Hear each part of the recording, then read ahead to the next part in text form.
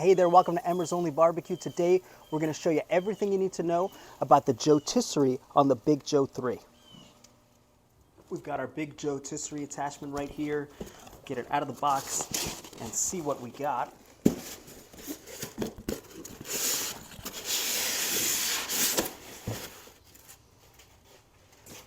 All right, so we've got our ring, our wedge.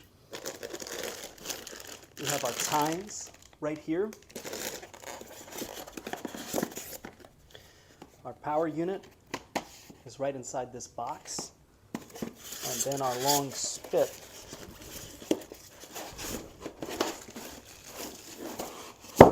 is right down in here. So we'll show you what that all looks like put together. Now let's break down how to set this up on the Big Joetisserie.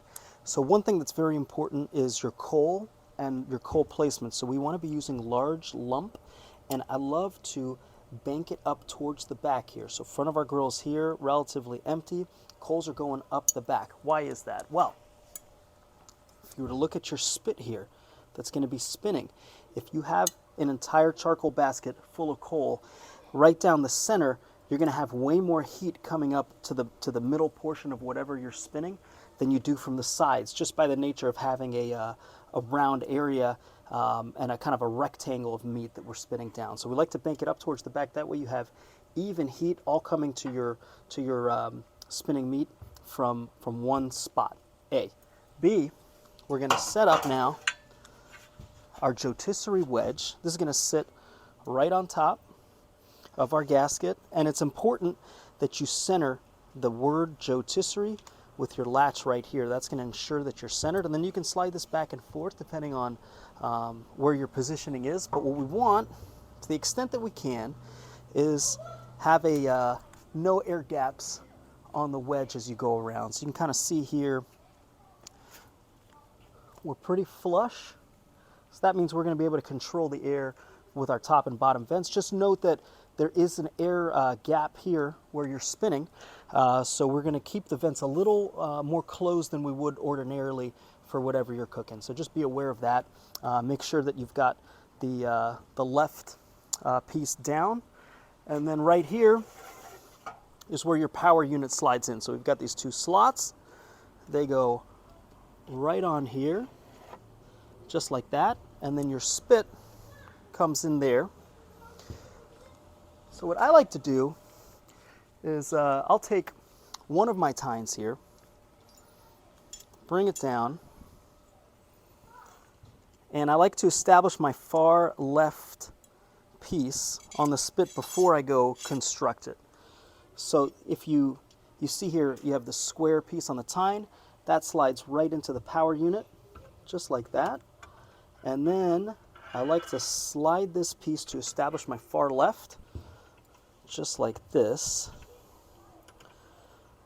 And now I know that this is how far I want to build when I go inside to put all the meat on top. But we're gonna put a couple wood blocks on top just to get some extra smoke on this, and they can kind of go, wherever you'd like. We're gonna shoot for about 300 to 350 degrees on this smoke, but it's looking good, and we've got everything banked up. So we're going to go inside and construct this spit right now. Talking spit construction here, timeless tips here. All my engineer friends here know that anything that can go wrong will go wrong structurally. So it's super, super important that you really crank down, make this as tight as you can on the tines, because I've had several cases where it's gotten loose and just a little wobble in the beginning turns into a disaster down the road. So make sure you're super tight here. Remember, we established our far left piece here on the grill, so we know this is as far as we can go. And then for us, this is our Thanksgiving dinner here. We're making chicken and turkey shawarma. But anything that you put on here, you want to have multiple points of fixation.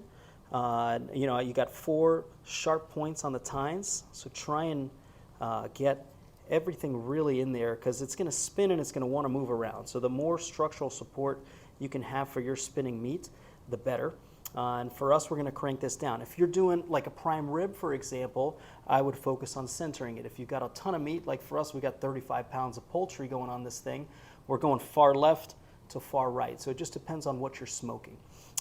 Just make sure that you're very tight here and that you build it up. If you're interested in the recipe for this thing, we made a different YouTube on how to make chicken shawarma on the Joetisserie. We'll link to that right here.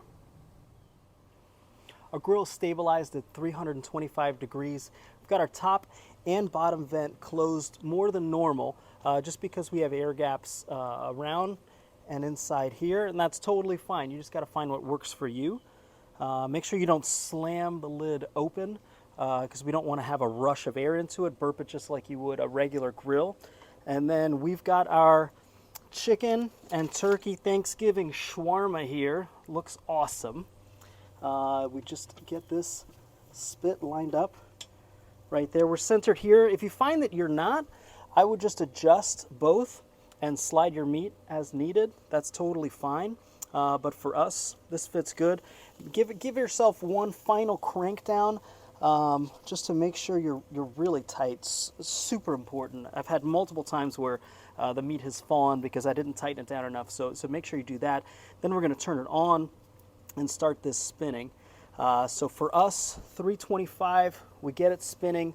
We'll show you one final little trick we like to do for maximum flavor, but we're gonna let this go lid down for about an hour, hour 15, just to get our initial carving down. But this is one of my favorite things to cook. It's so much fun. Now, the other piece of equipment that you really need when you're using the Joetisserie is some type of heat-resistant gloves. The hotter they can take, the better, because you're going to be dealing with very, very hot metal in there. So for us, what we're doing is we're coming in to take the spit off to do our first carving, but no matter what, you're going to have to take this off. So make sure that you've got your heat-resistant gloves and protect yourself that way. But this looks awesome.